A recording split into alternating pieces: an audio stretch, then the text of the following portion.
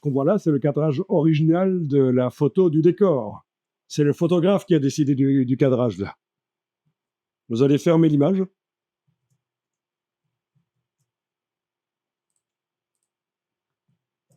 Dans Photoshop, vous allez créer le support. Fichier nouveau. Donc, on va définir, par exemple, en centimètres, si on est pour l'impression. Donc, en centimètres. Donc, ici, on va faire un support de 80 cm sur 80. OK, donc qu'on soit en paysage ou portrait, peu importe. 80 sur 80.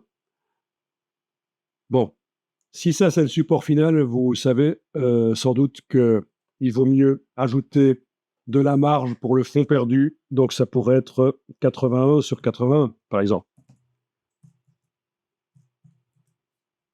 Je ne vais pas revenir ici sur ce qu'est le fond perdu, mais quand on vise à un certain support final qui a une certaine dimension, il faut en fait faire un peu plus quand c'est pour l'impression. La résolution, dans ce cas-ci, a de l'importance parce que je n'ai pas défini les dimensions d'image en pixels, mais je les ai définies en centimètres. Donc, pixel par pouce va avoir de l'importance. Donc, si c'est pour une impression jet d'encre, ça va être 150 pixels par pouce. Si c'est pour chez un imprimeur, ça va être entre 300 et 450. Bon, on peut mettre à 600, comme ça on est paré à toute éventualité. 600 pixels par pouce, ça peut être bien.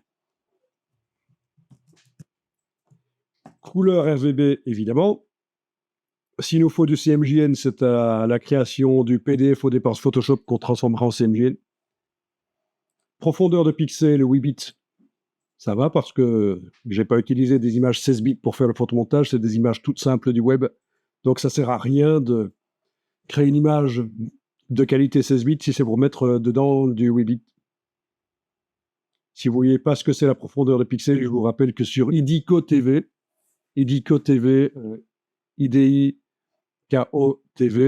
tout ça en un mot, sur YouTube, vous avez une petite vidéo faite par les Québécois qui vous explique très bien ce qu'est la profondeur de pixels. C'est important. Bien. On crée. Voilà le format. Touche F, je passe plein écran. Voilà. C'est mon format de 81 sur 81. Et j'importe dedans, importer et lier. Importer et lier. Et je vais chercher mon photomontage, la dernière version du photomontage.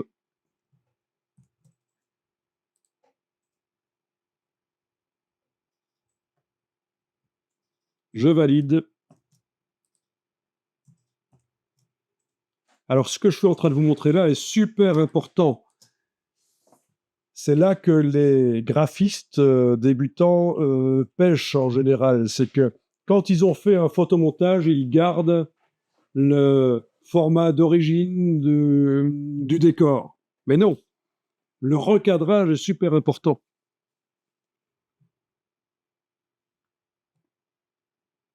Donc, ça, c'est importé. Et si je vais voir dans la palette des calques, c'est un fichier importé.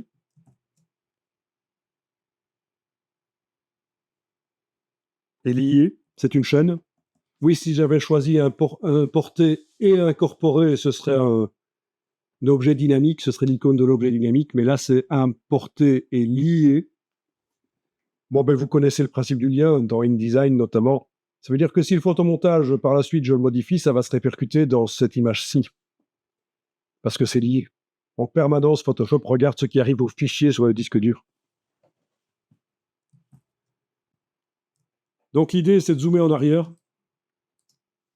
de manière à avoir beaucoup d'espace autour, de faire édition, transformation manuelle, donc CTRL-T. Avec la touche Alt, d'aller prendre une poignée. Et comme ça s'agrandit dans tous les sens. Voilà. C'est un peu lent. Avec aucune touche enfoncée, d'aller bouger. Voilà. il faut tester. Donc, il y a une règle. Less is more. Moins, c'est plus. En montrant moins de choses, notamment dans ce cas-ci, en ne montrant pas l'arrière de la voiture, par exemple, eh bien, j'augmente le côté attractif et intéressant du trucage. On est moins dans le clinique où on montre tous les objets vus en entier. Non, c'est comme dans la vraie vie, quand on prend une photo, quand on regarde un paysage à travers une fenêtre, tout n'apparaît pas nécessairement. Et donc, c'est très intéressant de faire sortir une partie des choses. Ça augmente le côté réaliste.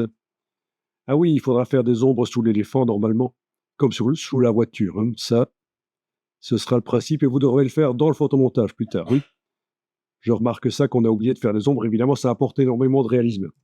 Mais on n'a pas ça ici. Oui, ce genre de photomontage prend beaucoup de temps. Voilà, donc on va valider.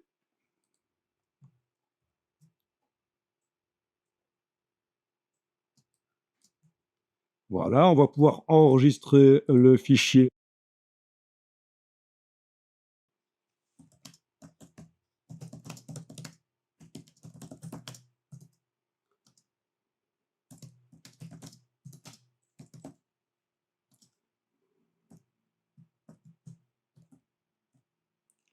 Voilà, donc j'enregistre, voilà, le nom que je donne, c'est le trucage dans un format 80 cm sur 80, entre parenthèses, plus 1 cm de fond perdu. Ça devient un nom un peu long, hein, c'est un peu ennuyeux. Ça peut poser des problèmes après, mais quoi qu'il en soit, voilà. Alors, il m'a mis un message comme quoi le document dépasse 2 gigas et c'est impossible de l'enregistrer au format PSD. Donc, une solution serait de l'enregistrer au format qui permet d'enregistrer des fichiers volumineux, c'est le PSB au lieu de PSD. Mais je vais rester au format Photoshop. Et en fait, ce que je vais faire ici, c'est aller dans Image, taille de l'image. Et ce qui se passe, c'est que il y a un peu trop de pixels, en fait. Donc, la résolution, ici, je vais la faire passer à 300, ce qui devrait faire 4 fois moins de pixels. Est-ce que je suis toujours bien en 81 cm sur 81? Oui. Donc 300 pixels par pouce, ça va faire 4 fois moins de pixels dans l'image. Ça ne devrait pas changer leur cadrage, c'est juste la résolution. OK. J'ai peut-être été un peu fort au niveau de la précision de ce poster, en fait. Hein. Voilà.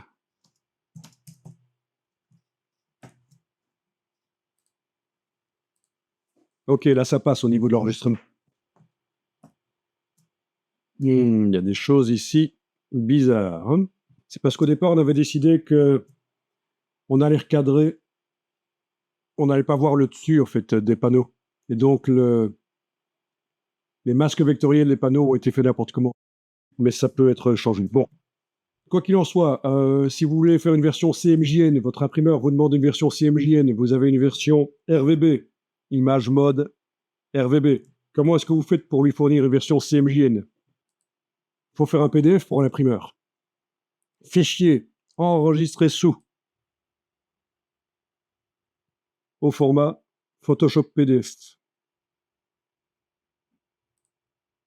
Ça, c'est la boîte d'exportation spécifique au PDF. Et c'est ici, et ce que je suis en train de montrer là, c'est valable aussi pour Illustrator et InDesign, bien sûr. Dans Illustrator et InDesign, vous avez, sauf si vous avez une bonne raison de ne pas le faire, intérêt à travailler en RVB pour avoir le plus de couleurs possible à votre disposition. Pas se limiter au CMJN, qui est assez terne finalement, à cause des contraintes techniques, de l'impression.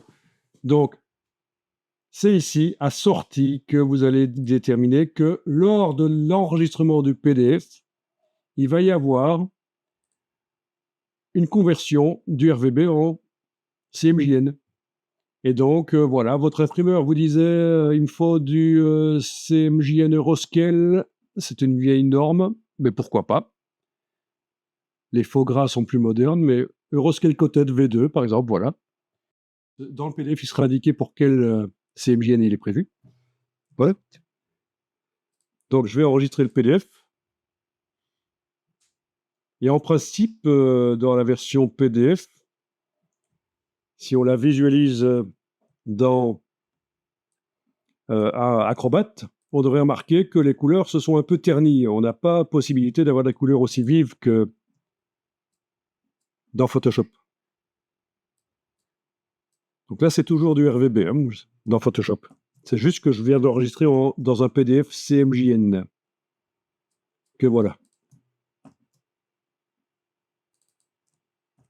Voilà, je vais ouvrir ça dans Acrobat. Vous allez peut-être remarquer qu'il s'agit réellement de CMJN si on le compare à la version RVB qui est à gauche.